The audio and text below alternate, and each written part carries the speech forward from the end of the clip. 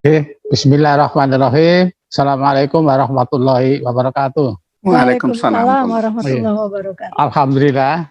Jadi tadi saya datanya sudah terlambat, tapi alhamdulillah kok bisa masuk. Ya, baiklah. Jadi saya ingin menanggapi beberapa yang disampaikan oleh Pak Jenderal Gatot Nurmantio maupun Pak Profesor Bakir Manan dan Pak Dr. Fahmi Idris. Ini teman sebaya saya tahun angkatan 66.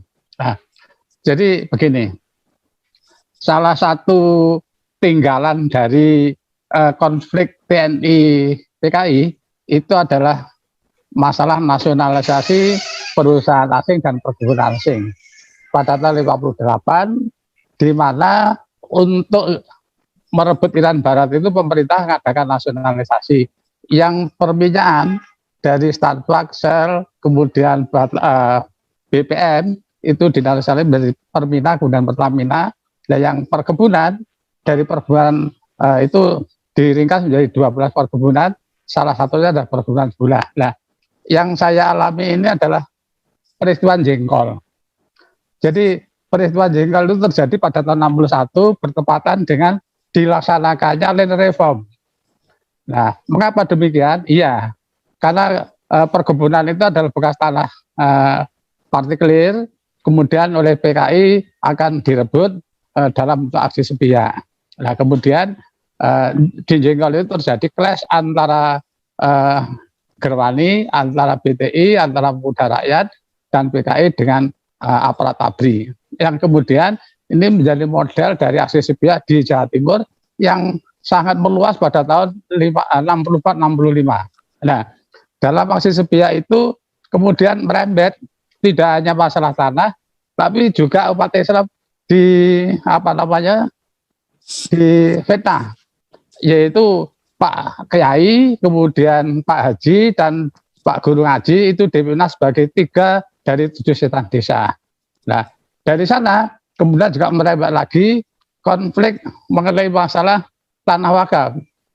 Jadi PKI BT itu tidak ngerti kalau Pak Kiai, Pak Haji itu memelihara tanah yang luas itu karena wakaf dari satu yayasan, satu badan amil, misalnya adalah tanah wakaf di Gontor yang sekarang menjadi pondok Gontor 23 di Mantingan itu 160 hektar, dan di sana sampai tawur fisik antara kekuatan umat Islam bersatu melawan BTI, PKI, Pemuda Rakyat. Nah, setelah 1 Mei itu gagal, kemudian disusul dengan peristiwa Bandar Persim, Pelda Sujono itu tewas, kemudian PKI back to basic, yaitu kembali pada tuntutan pemerintahan angkatan kelima, itu sudah pada bulan Mei. Nah, intinya apa?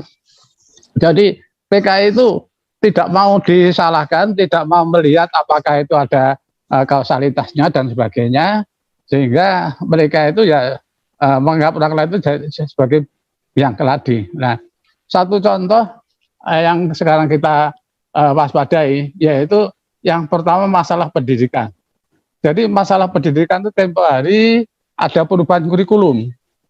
Perubahan kurikulum itu dari frase pemberontakan G13 PKI menjadi peristiwa 65 dan pelanggaran HAM berat. Mengapa demikian? Ya, karena mereka kemudian berdakwah mendakwakan diri sebagai korban pelanggaran berat. Untuk itu mereka kemudian mengadakan simposium di Hotel Arya Duta tahun 2016 pada 18 sampai 19 April. Nah, itu mereka melalui legitimasi untuk berfungsi sebagai korban. Nah, sebagai korban, kalau mereka sebagai korban, kemudian mereka menuntut supaya pemerintah dalam Angkatan Darat minta maaf pada ex-PKI. Tapi nggak bisa karena kemudian nggak berhasil. Kemudian pada tanggal 17 September tahun 2017 mereka mengadakan seminar mengenai masalah kebenaran sejarah 4865 di LBHI Jakarta. Itu nggak dibubarkan massa dan oleh polisi. Nah, apa yang terjadi? Jadi mereka melalui pendidikan itu mengubah frase itu dan sampai sekarang sebagai korban itu mereka telah memperoleh 1 SKKBH, surat keterangan sebagai korban pelanggaran HAM berat yang dikeluarkan oleh Komnas HAM. Dan mereka juga sudah memperoleh sejumlah kompensasi dalam bentuk uang. Nah ini yang kita itu nggak ngerti, pada waktu kita ke Komnas HAM bersama-sama dengan satu tim dari Jawa Timur, itu kita tanya mana arsipnya dan sebagainya, sudah berapa orang itu, sama Mas Tovan Jamale sebagai ketua Komnas HAM itu nggak diberitahu.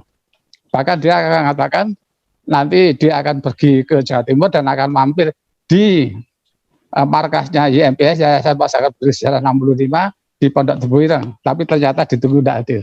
Nah, itu yang terjadi. Nah, kemudian mereka juga adakan class action.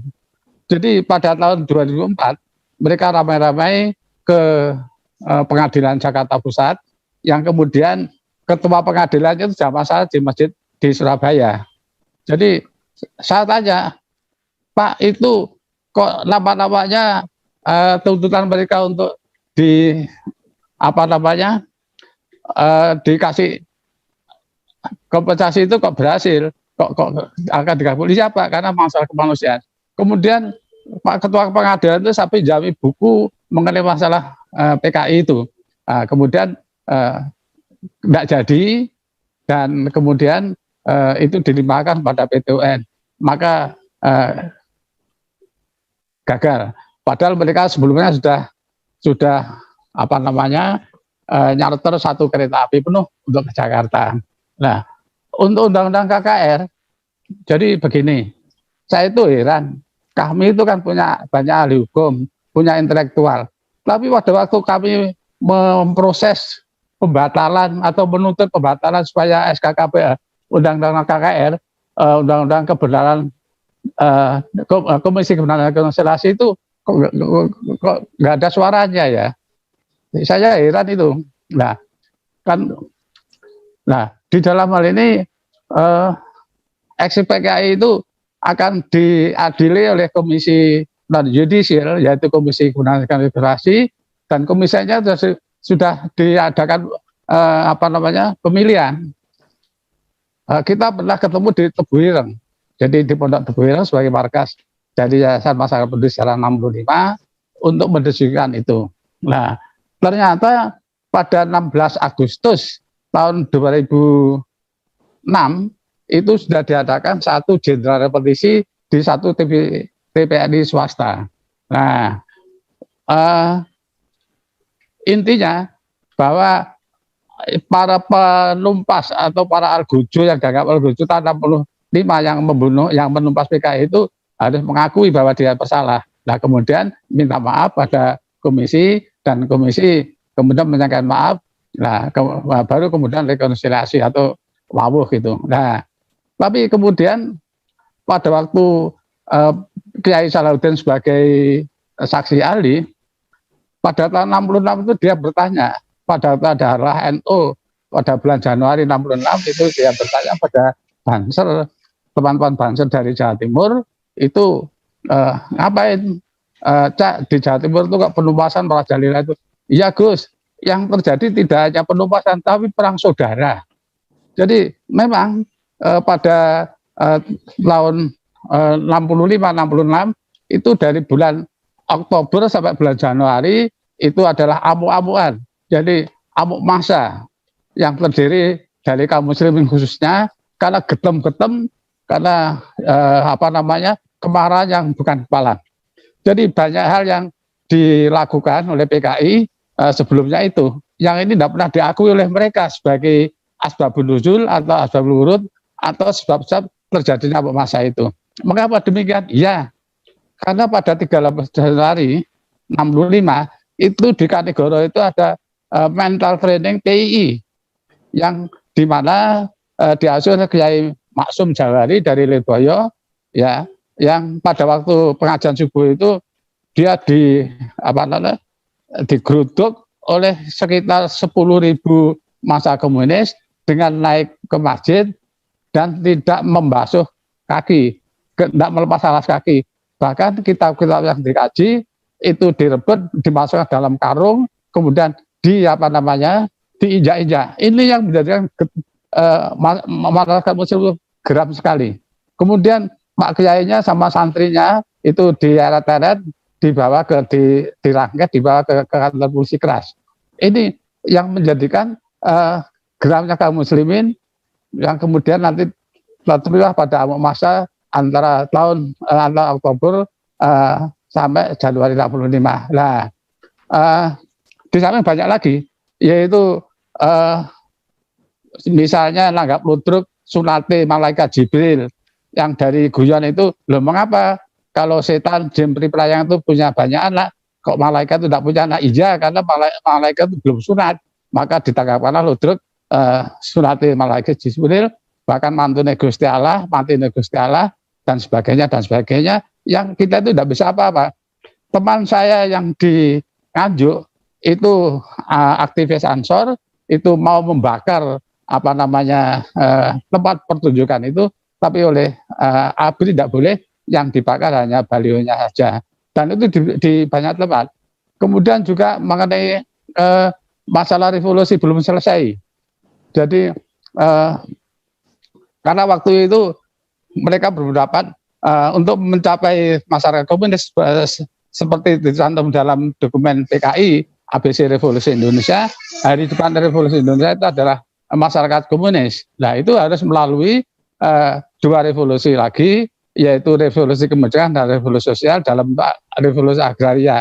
Nah, revolusi agrarianya itu adalah dompreng land reform yang kebetulan tahun 65 itu adalah masa kematangannya, termasuk tadi saya katakan di Pondok Gontor dan di Mantingan itu. Nah, ini juga nggak berhasil. Bahkan seluruh Jawa Timur itu terlibat perkelahian massal di sawah maupun di tempat-tempat seperti di Gontor itu, ada 1 Mei itu di Dadung itu 41 rumah pagar sari yang semuanya BT itu dibakar habis oleh umat Islam. Nah, ini kemudian juga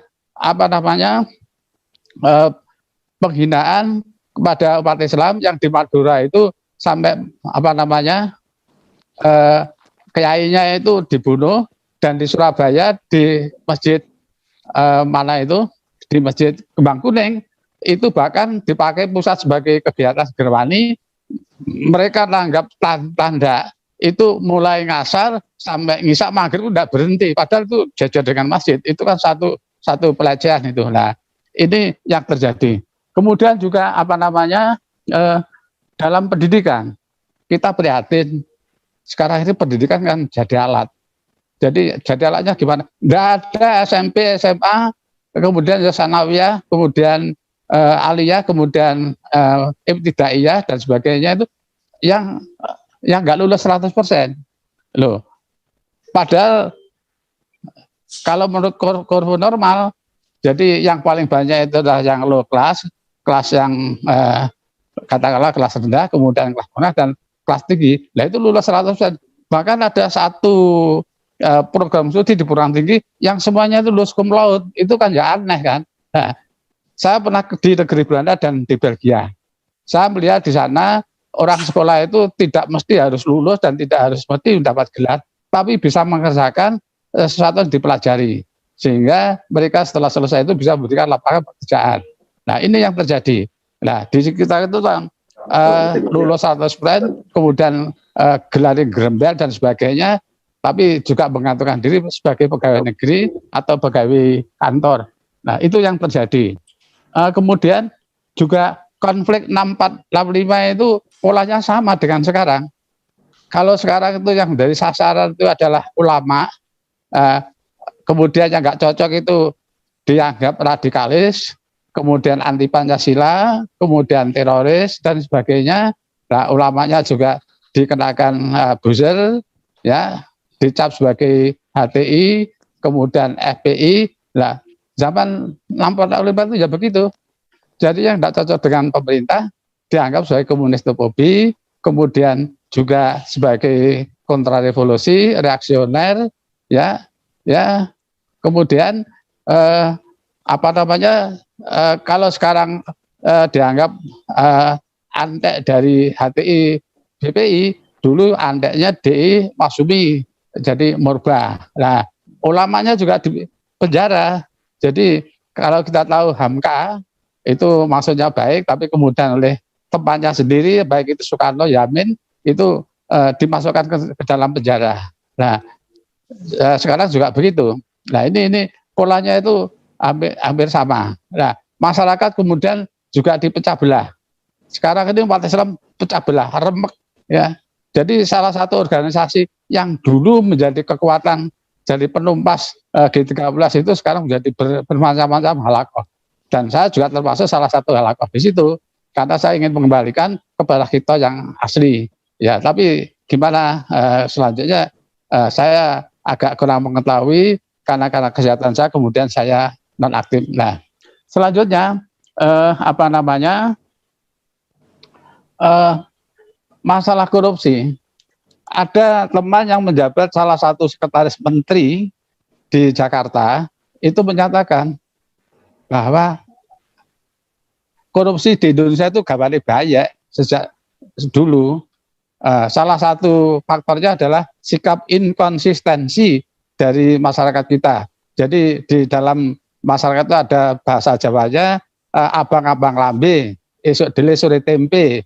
Jadi bibirnya itu tidak merah sungguh tapi dikasih gincu sehingga kelihatan manis, tapi itu menyesatkan. Nah, mengapa demikian? Ya, karena apa? Rumah Indonesia itu dilihat dari luar itu kelihatan utuh bagus, tapi dalamnya penuh rayap. Apalagi nanti kalau pilkada. Nah, sekarang sudah ada sampel bahwa di satu kabupaten itu ada sejumlah camat, ada sejumlah kepala desa yang mengalami korupsi. Saya sendiri sudah pernah turun ke desa untuk melakukan satu checking secara tidak sengaja. Saya ajak, ternyata di sana jual beli jabatan ASN mulai dari lurah sampai kepada bayan di desa itu sekitar 100.000, 100 juta sampai 500 juta. Ini yang terjadi. Jadi korupsi itu dalam pilkada itu malah berkembang biak. Nah, ini yang sangat mengkhawatirkan kita. Nah, dari pengalaman tahun 65 boleh jadi komunis itu menciptakan kontradiksi-kontradiksi, konflik-konflik dan sebagainya sehingga nanti dia akan melebur itu dalam satu revolusi, yaitu revolusi komunis untuk menciptakan sama rata, sama rasa, dan sama bahagia. Itu yang dapat saya sampaikan dalam kesempatan ini. Ya, sekali lagi, saya kadang-kadang juga heran kok dari saya kegiatan di Jakarta itu menemui Pak Alwi Siap, menemui Pak Agung Laksono, menemui Menteri Pak Bambang Sudibyo, menemui Pak Nur Hidayat itu tidak pernah ketemu itu dengan teman-teman kami itu. Nah itu loh.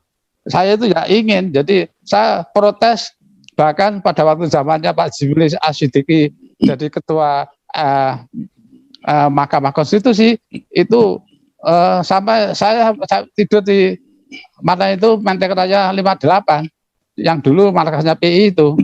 Nah, kemudian juga pindah ke sebelah selatannya yaitu DP Muhammadiyah karena teman saya ada di sana. Nah itu kok yo nggak aneh-aneh kami itu loh. Nah saya itu ya mengharapkan nah saat ini kami di Surabaya karena saya dulu juga sebagai pengurus majelis kami di Surabaya ya teman-teman senior itu saya tempelkan dalam berbagai kegiatan misalnya di Surabaya sekarang ini akan ada terintegrasi webinar, nobar dan diskusi kemudian lomba pidato trio. Nah itu diintegrasikan jadi satu dengan tema jadi bela negara dengan perspektif memperteguh Pancasila dan NKRI untuk menanggulangi ancaman PKI. Nah itu loh. Jadi ya di situ ada saya dari DAC 45 Surabaya, ada teman dari DAD, kemudian dari CSIS dan dari MGMP Sejarah. Itu terus saya tempelkan kami gitu. Nah ini usaha saya untuk membawa teman-teman adik-adik supaya tahu medan perjuangan itu ada yang kecil dan ada yang besar. Jadi demikian yang dapat saya sampaikan. Terima kasih. Ada kurang dan lebihnya saya minta maaf. Assalamualaikum warahmatullahi wabarakatuh.